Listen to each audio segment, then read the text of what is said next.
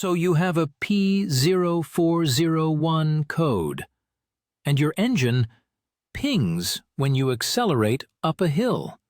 You're asking if you can just clean the exhaust gas recirculation valve to fix it, or if you need to buy a new one. Yes, a thorough manual cleaning will often fix this code, but only if the problem is a physical blockage from carbon.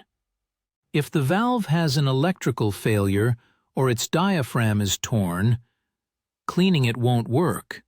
Here's what's happening. Your exhaust gas recirculation system has one job: to cool down the combustion process. It does this by piping a small amount of inert exhaust gas back into the intake manifold. This gas doesn't burn, it just takes up space, which lowers the peak temperature inside the cylinders. This is important because it stops the engine from creating harmful nitrogen oxides.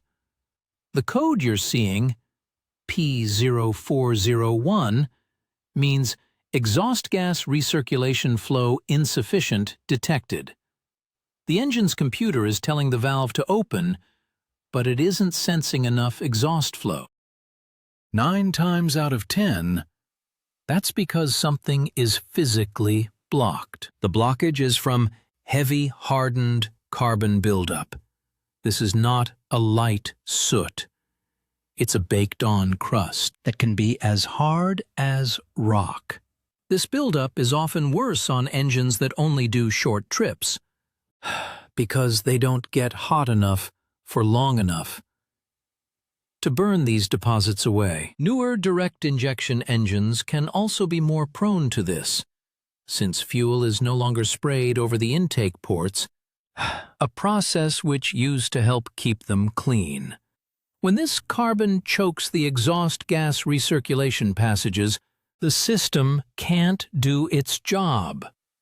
Cylinder temperatures spike, and that intense heat can cause the air and fuel to ignite on its own before the spark plug fires.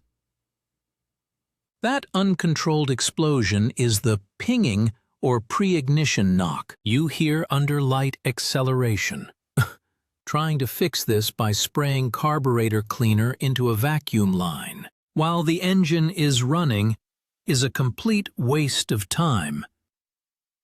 It won't touch baked-on carbon. You have to remove the parts and clean them by hand. The only way to do this right is to unbolt and completely remove the exhaust gas recirculation valve from the engine.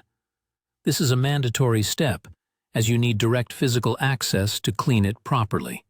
Once the valve is on your workbench, soak its pintle chamber in a quality throttle body cleaner and let it sit to soften the deposits.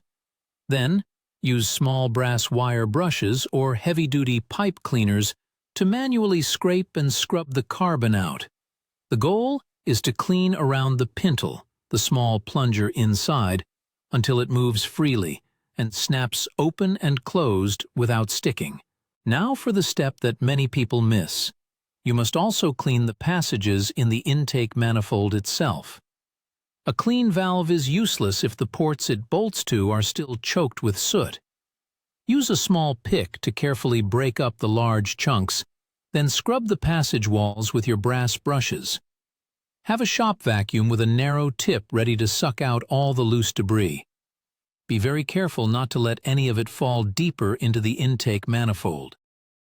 Don't use hard steel tools, as they can easily scratch the soft aluminum. When you put it all back together, you must install a new metal base gasket for the exhaust gas recirculation valve.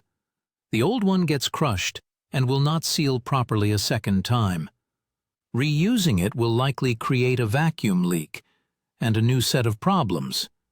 It's also a good idea to look up the correct torque specification for the bolts to avoid stripping the threads in the manifold.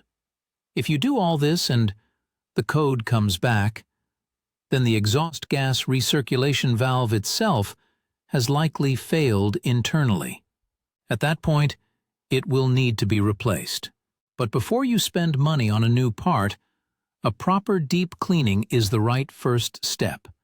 It will often solve the problem for just the cost of a gasket and a can of cleaner.